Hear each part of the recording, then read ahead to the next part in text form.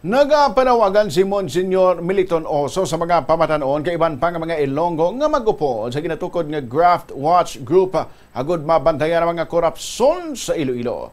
Sa interview sa Bombo Radio kay Monsignor Oso nga Director sa Haro Archdiocesan Social Action Center, yagin pahayag nga kinahanglan gid ang mga kabataan sa sining advokasya ilabi ng ilang masangkad nga ihibalo sa teknolohiya. Kangot ini sa platform nga tukuron sa Graft Watch Group agud nga may mapalapitan ang mga pumuluyo kung may makitaan nga kamalamalahan sa mga proyekto sa gobyerno. Magluwas diri kinahanglan man sa kay Oso ang bulig sa mga abogado bagod tinutuyo sa grupo nga magpasaka gid sa mapag-on nga kaso pananglitan may makitaan nga mga irregularidad. Sa subong sa iya na balay ng pundasyon para sa Graft Watch Group kag ginaplano man nga iparehistro ini para mayara sang juridical personality.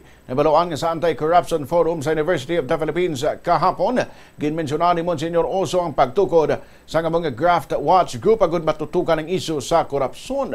Partikular sila nga natuksuan ang duha ka kontrobersal nga proyekto sa Iloilo City nga mo ang waiting shed sa barangay Katilingban Mono nga nagabalor sa halos 800,000 pesos.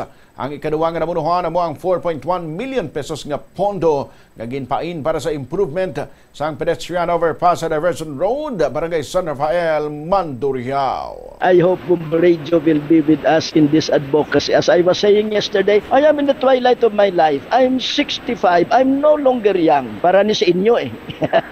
Nga nagapakig-away ako nga mangin corruption-free ang Pilipinas. It's because I love this country and because I owe it to the next generation. So I encourage the young, gina-encourage ka ang mga pamatanon, be one with us. We need you.